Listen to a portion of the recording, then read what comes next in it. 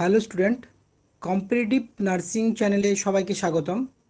আজকে West Bengal health recruitment board একটা special notification জারি করেছে। সেখানে স্টাফ নার্স গেট টুর যে এন্ট্রান্সের বিষয়ে কথা বলার ছিল, সেগুলো কয়েকটা অ্যাডভার্টিজমেন্ট আকারে বার করেছে। 2 নম্বর অ্যাডভার্টিজমেন্টটাতে সবাই দেখতে পাচ্ছে R/স্টাফ নার্স গ্রেড 2 GNM 7/2025 ডেটেড 07/08/2025। এখানে স্পেসিফিক বলা হয়েছে যে কম্পিউটার বেসড এক্সামিনেশন হবে এবং এই কম্পিউটার বেসড এক্সামিনেশনে টোটাল মার্কস 85 এবং ইন্টারভিউ 15 আলাদাভাবে আছে।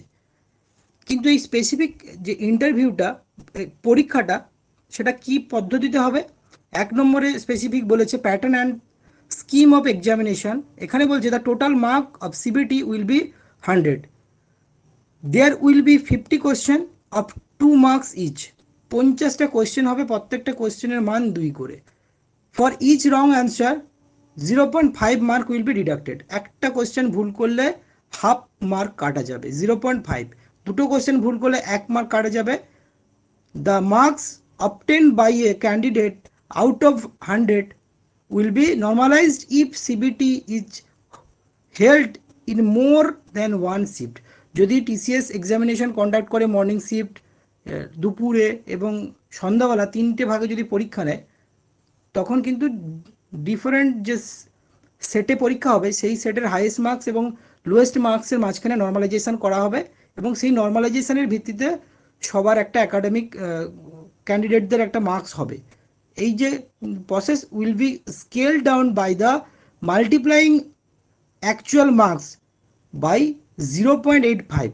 বলছে যে যা পাবে সেই মার্কসটাকে 0.85 দিয়ে মাল্টিপ্লিকেশন করা হবে, গুণ করা হবে। তারপরে কি হবে? To determine the marks out of 85, যার মাধ্যমে এই যে 85 মার্কটাকে ধরা হয়েছিল সেই 85 মার্কটা বার করা হবে। এটা কীরকম হবে? অ্যাকচুয়ালি যদি কেউ 10 পায়, সেই 10-এর সঙ্গে 0.85 গুণ করে 8.5 হবে। কেউ যদি 20 পায়, তার সঙ্গে 0.85 মাল্টিপ্লাই করে 17 হবে। কেউ যদি 30 পায়, তার সঙ্গে 0.85 মাল্টিপ্লিকেশন করে 25 আসবে। কেউ যদি 40 পায়, তার সঙ্গে 0.85 মাল্টিপ্লিকেশন করে 34 হবে। কেউ যদি 50 পায়, তার সঙ্গে 0.85 মাল্টিপ্লিকেশন করে 42.5 পাবে। কেউ যদি 60 পায়, সেটা 0.85 দিয়ে মাল্টিপ্লিকেশন হয়ে 51 হবে। কেউ যদি 70 পায়, সেটা 0.85 দিয়ে মাল্টিপ্লিকেশন করে 59 হবে। কেউ যদি 80 পায়, সেটা 0.85 দিয়ে মাল্টিপ্লিকেশন করে 68 পাবে। কেউ যদি 90 পায়, সেটা 0.85 দিয়ে মাল্টিপ্লিকেশন করে 76 হবে। আর কেউ যদি আউট অফ 100 স্কোর করে, তাহলে সেটা 0.85 দিয়ে মাল্টিপ্লিকেশন করে 85 আউট অফ 85 হবে। ঠিক আছে? এবারে আর একটা কথা বলেছে, the time duration for the CBT will B 60 minute.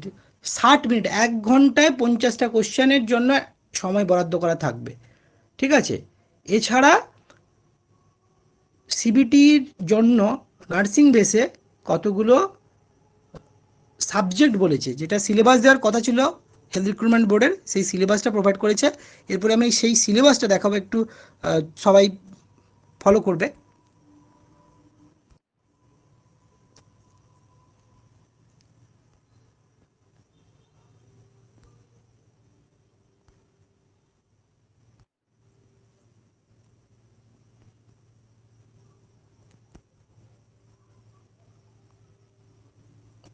এই যে সিলেবাসটা সবাই দেখতে পাচ্ছি, সিলেবাসটা বলেছে syllabus of the computer base test for the recruitment of the post of staff nurse grade 2 GNM।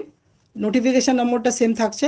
এবারে এখানে বলেছে রিভাইজড সিলেবাস, যেটা কিনা 2015 হয়েছিল। 2015 সালের আইএনসির যে সিলেবাস ছিল, সেই সিলেবাস অনুযায়ী সমস্ত সাবজেক্ট, 1 অ্যানাটমি অ্যান্ড ফিজিওলজি, 2 নম্বরে মাইক্রোবায়োলজি, 3 নম্বর নিউট্রিশন, 4 নম্বর ফার্স্ট এড, 5 নম্বর নার্সিং ফাউন্ডেশন, 6 নম্বর মেডিকেল সার্জিক্যাল নার্সিং পার্ট 1, 7 নম্বর medical surgical nursing part 2, 8 child health nursing, 9 নম্বর মেন্টাল হেলথ নার্সিং, যেটা আমাদের সাইকিয়াট্রিক, 10 নম্বর community health nursing part 1 part 2 সমস্তটাই। 11 নম্বরে থাকছে midwifery and the gynaecological nursing, সমস্ত মিডওয়াইফারি অ্যান্ড গাইনি সমস্ত, অবস গাইনি পুরো পুরো পার্টটাই থাকবে। 12 নম্বর বলছে নার্সিং এডুকেশন, এখানে কতগুলো সাবজেক্টকে একসঙ্গে মার্চ করেছে, বেসিক্যালি এগুলো হায়ার ক্লাস, যেমন আমাদের পোস্ট বেসিক, যে জয়েন্ট এন্ট্রান্সের পরে যে পোস্ট বেসিক, তাছাড়া এমএসসি, এই সমস্ত সাবজেক্টে এই সমস্ত সিলেবাস থাকে, যেখানে নার্সিং এডুকেশন থাকে, ইন্ট্রোডাকশন টু দ্য রিসার্চ থাকে, professional trends and the adjustment and nursing administration and ward management, এই সমস্ত হায়ার যে সমস্ত ক্লাসেস আছে, বেসিক্যালি পোস্ট বেসিক, বিএসসি এবং এমএসসির কতগুলো স্পেসিফিক সাবজেক্ট এখানে মেনশন করা হয়েছে। এই সমস্ত কিছু সাবজেক্টগুলো থরলি প্রপারলি যদি পড়াশোনা করা যায়, এবং পরীক্ষার সময় বেসিক্যালি ডিসেম্বরের এন্ড এবং জানুয়ারির শুরু, 2025-এর ডিসেম্বরের শেষ, 2026-এর জানুয়ারির শুরু, এরকম একটা সময় tentative date of examination proposed, এবং এটা কিছুদিনের মধ্যে নোটিফাই করে দেবে। অতএব আমাদেরকে সবাইকে খুব মনোযোগ দিয়ে এই অল্প সময়ের মধ্যে আমাদের ফাউন্ডেশনটাকে প্রপারলি একবারে রিভিশন করে নিতে হবে। তার জন্য সবাই আমার কম্পিটিটিভ নার্সিং চ্যানেলের সঙ্গে যুক্ত থাকবে আশা রাখছি। এবং একদিনে কিছুই হবে না, যে বড় সিলেবাস একদিনে হবে না, একদিন নিশ্চয়ই আমরা সেই ভিত্তি অর্জন করতে পারবো। এই শুভেচ্ছা শুভকামনা রেখে আমি সবাইকে অল দ্য বেস্ট জানাচ্ছি। ভালো করে পড়াশোনা করো, নিশ্চয়ই হবে। Thank you.